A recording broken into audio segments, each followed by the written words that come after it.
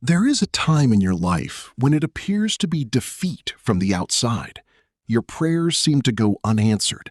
You feel totally trapped, while many around you appear to be moving forward. Your plans have not worked out, and the day you initially received the vision that God gave you seems like a long time ago. However, this is something that is not sufficiently discussed. The time of year when you feel as though God has forgotten you is frequently the season just before he accomplishes something very remarkable in your life. In the Bible, every elevation was preceded by a procedure. Joseph wore the chains prior to wearing the crown. David fled for his life before taking the throne. Jesus entered the tomb before leaving it. And you will go through a very particular series of events before you enter what God has planned for you. These are 7 items that pass through just before God raises you.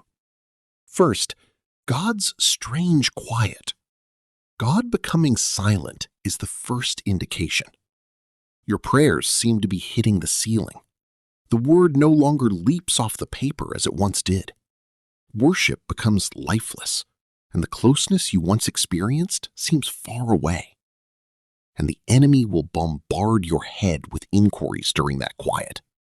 Was I forgotten by God? Did I mess too much up? Has he moved on? However, God's silence does not imply God's absence.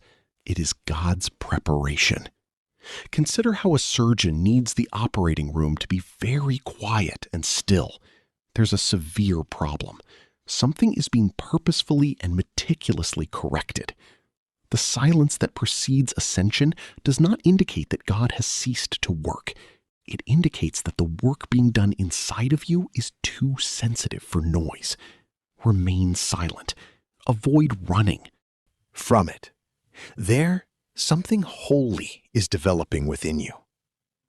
Second, everything you've constructed begins to tremble just before God raises you.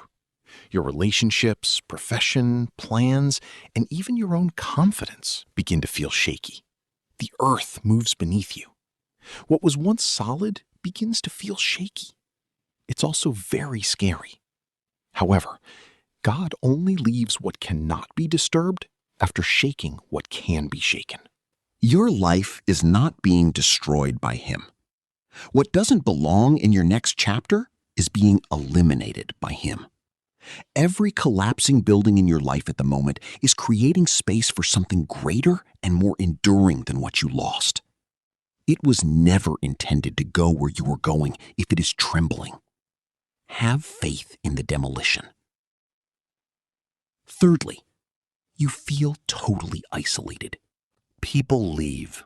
Friendships change throughout time.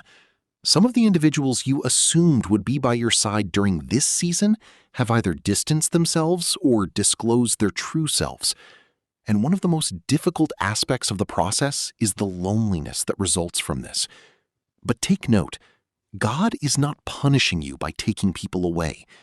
Your assignment is being protected by him. The weight of where God is leading you cannot be carried by anyone connected to your previous season. When God is going to raise you up, he usually, before he extends your reach, remove your circle. He has given his approval for you to move on to the next level if he stays with you during this season. The others were all seasonal, and their time is now over.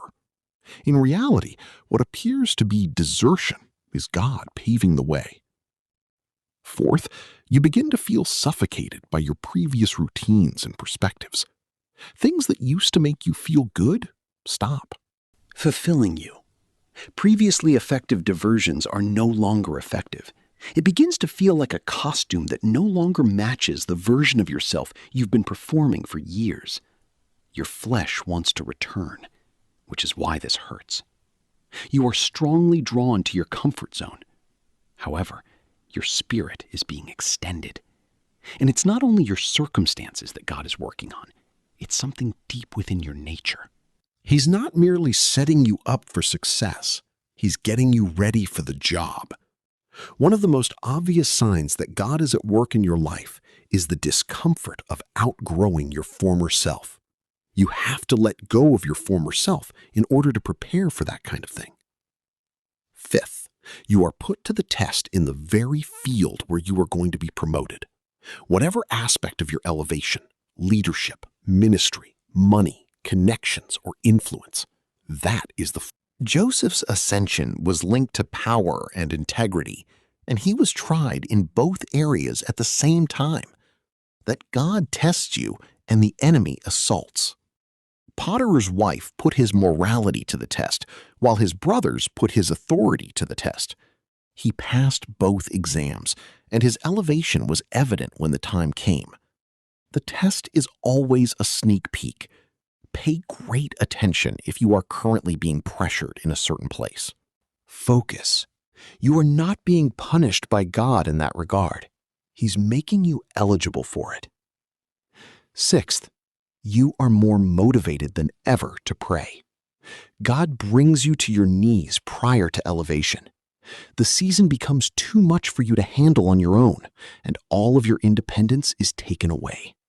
You stop being the person who prays on a regular basis and start praying because you have no other choice. Weep while you pray. Your life literally depends on your ability to pray, and God wants you right here. Since elevation does not lead to the most pleasant, it goes to people who are totally reliant on Him. Your prayerful desperation is not a sign of weakness. It is the position of a person who is going to experience a strong nay from God. At number 7, you see a hint of what's to come, but you are still unable to reach it.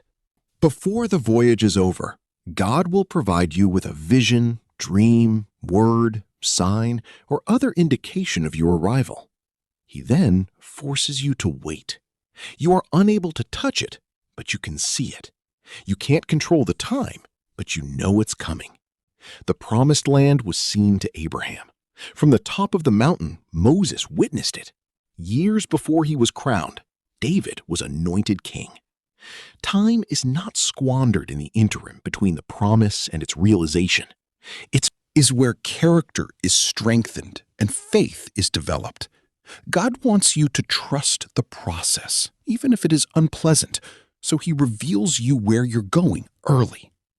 Listen to this if you are now experiencing any of these 7 things. You're not falling behind. You are not overlooked. You're not being penalized. Is where character is strengthened and faith is developed. God wants you to trust the process, even if it is unpleasant, so He reveals you where you're going early. Listen to this if you are now experiencing any of these 7 things. You're not falling behind. You are not overlooked. You're not being penalized.